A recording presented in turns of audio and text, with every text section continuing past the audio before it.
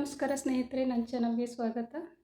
ಇವತ್ತೊಂದು ಬಿಸಿ ಬಿಸಿ ಹುಳಿ ಹುಳಿ ಖಾರ ಖಾರ ಉಪ್ಪುಪ್ಪು ರಸಮ್ನೊಂದಿಗೆ ಬಂದಿದ್ದೇನೆ. ಬೇಕಾಗಿರೋ ಇಂಗ್ರೀಡಿಯೆಂಟ್ಸ್ ನೋಡ್ಕೊಂಡು ಬರೋಣ ಬನ್ನಿ.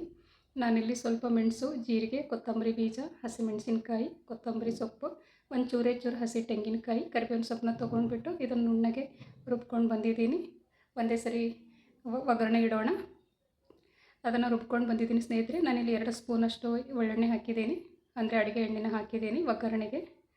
ನೋಡಿ, ಒಗ್ಗರಣೆಗೆ ಒಂದು ಸ್ವಲ್ಪ ಸಾಸಿವೆ ಹಾಕೋಣ. ನನಗೆ ಜೀರಿಗೆ ಇಷ್ಟ ಇಲ್ಲ, ಇದಕ್ಕೆ ಜೀರಿಗೆ ಬೇಡ ಸ್ನೇಹಿತರೆ. ಒಂದು ಸ್ವಲ್ಪ ಸಾಸಿವೆ ಹಾಕೋಣ ಇದಕ್ಕೆ. ಸ್ನೇಹಿತರೆ, ನನ್ನ ಚಾನಲ್ ಇನ್ನೂ ಸಬ್ಸ್ಕ್ರೈಬ್ ಮಾಡ್ದೇ ಯಾರೆಲ್ಲ ನೋಡ್ತಾ ಇದ್ದೀರಾ ದಯವಿಟ್ಟು ಸಬ್ಸ್ಕ್ರೈಬ್ ಮಾಡಿ, ಸಪೋರ್ಟ್ ಮಾಡಿ, ಫ್ಯಾಮಿಲಿ ಮೆಂಬರ್ಸಿಗೆಲ್ಲ ಶೇರ್ ಮಾಡಿ ಅಂತ ರಿಕ್ವೆಸ್ಟ್ ಮಾಡ್ಕೊತಾ ಇದ್ದೀನಿ. ಯಾಕಂದರೆ ನಿಮ್ಮದೊಂದು ಲೈಕ್, ಒಂದು ವ್ಯೂಸ್ನ ಒಂದು ಬೆಳೆಯೋಕ್ಕೆ ಒಂದು ಮೆಟ್ಟಿಲಾಗ್ಬೋದು ಅಂತ. ಸ್ನೇಹಿತರೆ, ನಾನಿಲ್ಲಿ ಒಗ್ಗರಣೆಗೆ ಬೆಳ್ಳುಳ್ಳಿ ಹಾಕ್ತಾಯಿದ್ದೀನಿ. ನೀವು ಬೇಕಾದರೆ ಹಿಂಗು ಕೂಡ ಹಾಕೋಬೋದು. ಇದರಲ್ಲಿ ನನಗೆ ಸ್ವಲ್ಪ ಹಿಂಗೆ ಬೇಡ ಅನಿಸ್ತು, ಹಾಗಾಗಿ ನಾನು ಬೆಳ್ಳುಳ್ಳಿ ಒಗ್ಗರಣೆ ಹಾಕ್ಕೊತಾ ಇದ್ದೀನಿ. ಇದು ಬೆಳ್ಳುಳ್ಳಿ ಒಗ್ಗರಣೆ ತುಂಬ ಚೆನ್ನಾಗಿರುತ್ತೆ.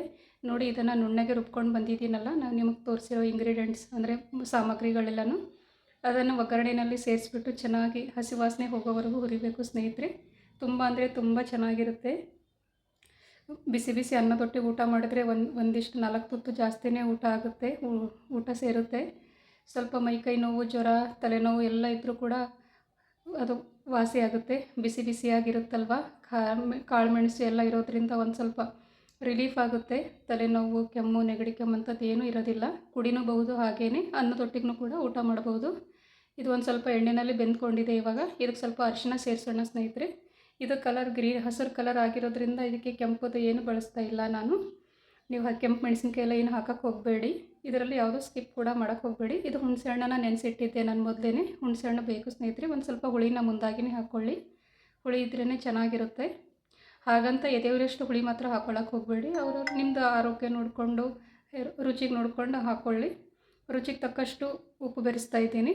ಒಂದು ಸ್ವಲ್ಪ ಉಪ್ಪು ಇರಲಿ ಸ್ನೇಹಿತರೆ, ಹಾಗಂತ ಉಪ್ಪು ಹೆಚ್ಚು ಮಾಡೋಕ್ಕೆ ಹೋಗಬೇಡಿ. ಉಪ್ಪು ಅಷ್ಟು ಚೆನ್ನಾಗಿರಲ್ಲ ಊಟದಲ್ಲಿ. ಬಾಯಿಗೆ ಉಪ್ಪು ಅಂತಂದರೆ ನನಗಷ್ಟು ಉಪ್ಪು ಇಷ್ಟ ಇಲ್ಲ. ಅಗತ್ಯಕ್ಕೆ ತಕ್ಕಷ್ಟು ಹಾಕಿರಿ. ಇದನ್ನು ಚೆನ್ನಾಗಿ ಕುದಿಯೋಕ್ಕೆ ಬಿಡೋಣ.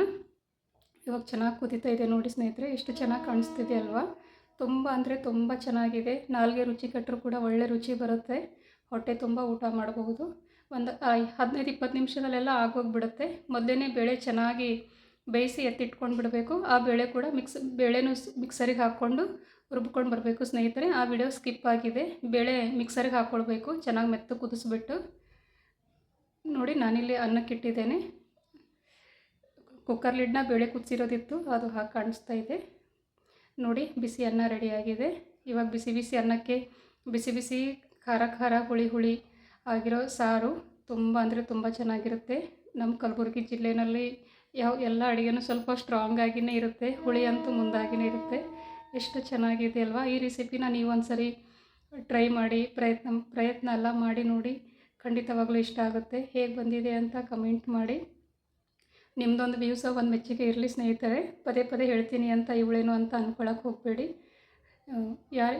ಯಾರಿಗೆ ಗೊತ್ತು, ನಿಮ್ಮದೊಂದು ಲೈಕ್, ಒಂದು ಸಬ್ಸ್ಕ್ರೈಬ್, ಒಂದು ನನ್ನ ಮುಂದಿನ ಬೆಳೆಯೋ ಹೆಜ್ಜೆಗೆ ಅದೇ ಸಪೋರ್ಟ್ ಆಗ್ಬೋದು ಅಲ್ವಾ. ಹಾಗಾಗಿ ಹೇಳ್ತಾ ಇರೋದು. ನೋಡಿ ಸ್ನೇಹಿತರೆ, ಇದು ಆಗಿತ್ತು ಇವತ್ತಿನ ವಿಡಿಯೋ. ಮಾಡಿ ನೋಡಿ ಹೇಗೆ ಬಂದಿದೆ ಅಂತ ಖಂಡಿತವಾಗಲೂ ತಿಳಿಸಿ. ಮತ್ತು ಮುಂದಿನ ವಿಡಿಯೋದಲ್ಲಿ ಸಿಗ್ತೀನಿ ನಾನು. ನಮಸ್ಕಾರ. ರೆಸಿಪಿ ಹೇಗೆ ಬಂದಿದೆ ಅಂತ ಖಂಡಿತವಾಗ್ಲೂ ಹೇಳೋದು ಮರಿಬೇಡಿ. ಒಂದು ಸರಿ ಪ್ರಯತ್ನ ಮಾಡಿ ನೋಡಿ.